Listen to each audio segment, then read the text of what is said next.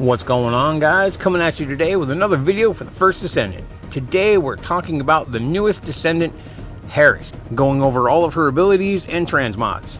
Stay tuned.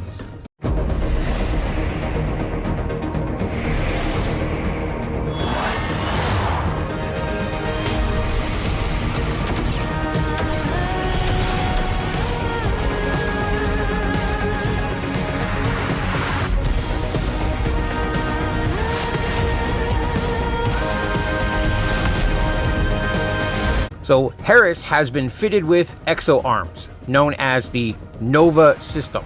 These were designed to replace the damaged neural network in her spine, meaning that they are an essential part of her body. In Season 3, Episode 1, she sustained injuries from Carell that shattered her spine.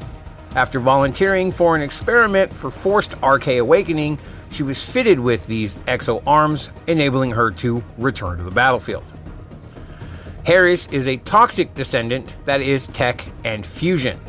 Just like Keelan, she has no MP.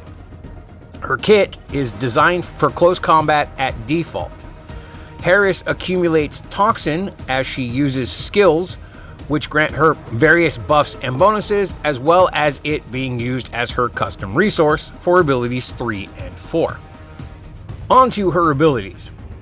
Her passive ability, called Internal Toxin Control, gains or consumes toxin each time a skill is used. Grants a variety of effects based on the amount of toxin. So if you have below 30%, it grants you cooldown reduction, damage reduction, and extra duration. If you have between 30% and 70%, it grants max HP, increased defense, damage reduction, and extra duration. And finally, when above 70%, it grants increased melee weapon attack, skill power increase, damage reduction, and extra duration.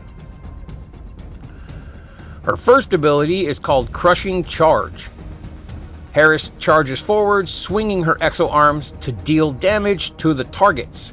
It's very rock'em sock'em robots, and honestly, I'm kind of okay with that. It inflicts Toad on enemies and can be chained 3 times, increasing with each subsequent attack. It has a base stack max of 6.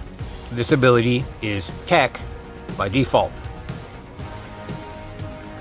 Her second ability, Sight Intrusion, Harris jumps forward and deals damage upon landing, similar to Void Walk for Ajax.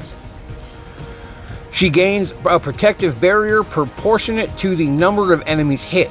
If no target is hit, it refunds a part of the cooldown instead.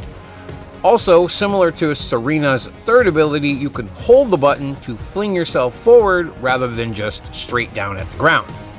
This ability is tech. Her third ability, Designate Danger Zone, enters Designate Danger Zone, which periodically consumes toxin to deal damage to nearby enemies. She basically becomes a walking continuous damage zone, and she gains increased movement speed while this is active. If you continue to use her first and second ability to generate more toxin, you can essentially keep this ability up much longer. This ability is Fusion.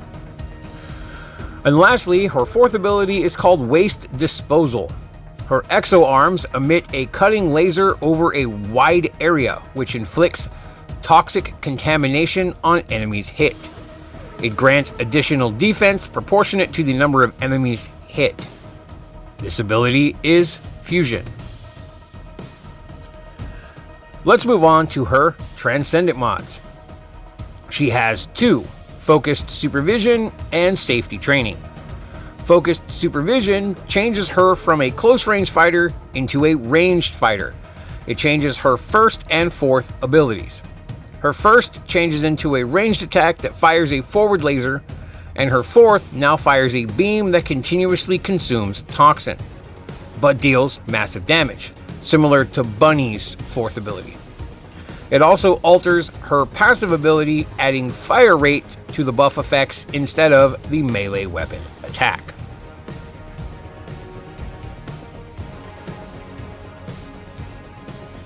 Her second transmod, Safety Training, makes her more tanky. It alters her second and third abilities. The barrier from her second ability gets strengthened, and her third now provides a protective barrier for her allies. And you guessed it, Harris can be farmed inside the new supermassive Receptor dungeon. Expect a build for her once she comes out, and I have a couple days to put her together. Definitely keep an eye out for that. And that's it for this video, guys. As always, thank you for watching, and I'll catch you next time. Later.